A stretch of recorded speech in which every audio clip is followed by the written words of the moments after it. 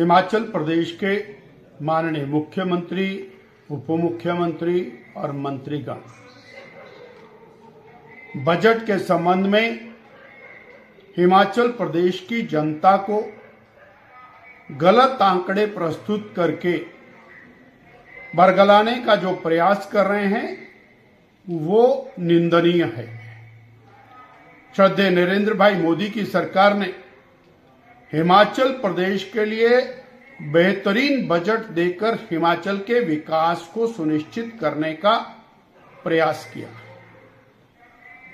इस साल जो बजट दिया है उसमें टैक्स डिवोल्यूशन में लगभग 14,000 करोड़ रुपया, जो पिछली बार की बजट से लगभग 2,500 करोड़ रुपया एक्स्ट्रा है, वो देकर हिमाचल की जनता को और लाभ पहुंचाने का काम किया है।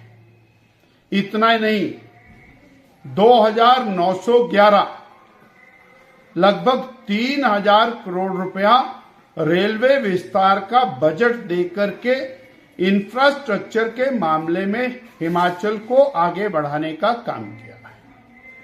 हिमाचल प्रदेश में 2,700 किलोमीटर 4 लेन हाईवेज का काम सीधा सीधा केंद्रीय बजट के माध्यम से चल रहा है, जो लगभग 40,000 करोड़ का काम है। प्रधानमंत्री ग्राम सड़क योजना, सीआरएफ और बॉर्डर रोड ऑर्गेनाइजेशन द्वारा बनाई जा रही सड़कों का फंड इसके अतिरिक्त है, जो लगभग 10,000 करोड़ रुपए का है।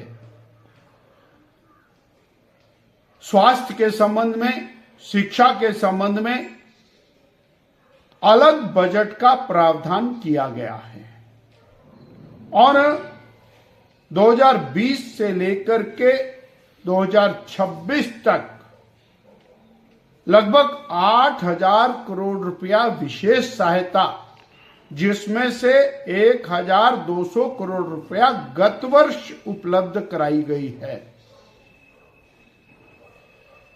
हर प्रकार से हिमाचल के हित को ध्यान में रखते हुए बजट का प्रावधान होने के बावजूद केवल एक ही नैरेटिव बनाने का प्रयास पिछले 3.5 साल से हो रहा है, क्योंकि वर्तमान प्रदेश की सरकार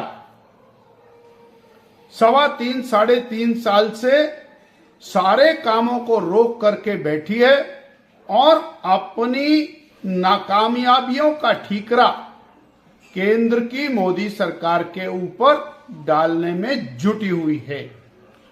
और अब एक नया नैरेटिव बनाने का काम शुरू हुआ है। रात को स्वप्न आता है और 50,000 करोड़ रुपए की डिमांड खड़ी हो जाती है। आज प्रदेश की जनता जानना चाहती है कि आपदा में 6,000 करोड़ रुपए के लगभग प्रदेश की सरकार को मिला, वो कहां गए? 1 लाख के लगभग पक्के मकान मिले, वो उसकी बंदर बांट हुई, उसके बाद प्रदेश का हिस्सा उसमें नहीं दिया। जानना चाहती है प्रदेश की जनता कि आप केवल भूख हड़ताल और धरने करने के लिए सरकार बना के बैठे हैं, जबकि वीबीजी रामजी योजना में 95,000 करोड़ रुपए का प्रावधान किया है, जो मनरेगा के प्रावधान से लगभग 15,000 करोड़ रुपया ज्यादा है। 30,000 करोड़ रुपया मनरेगा की पुरानी देनदारियों के लिए प्रावधान किया है, जबकि प्रदेश की सरकार मनरेगा के काम पर कुंडली मारकर बैठी है और प्रदेश का शेयर नहीं दिया है। ग्रामीण विकास और पंचायती राज के लिए और शहरी विकास के लिए अलग से धन का प्रावधान केंद्रीय बजट के अंदर किया है। प्रदेश की सरकार निरंतर केवल और केवल एक ही बात कह करके अपना पल्ला झाड़ रही है, केंद्र ने पैसा नहीं दिया। अभी और फार्मा हब बनाने के लिए केंद्र की सरकार ने घोषणा इस बजट में की है और प्रदेश की सरकार उसका वेलकम नहीं कर रही है।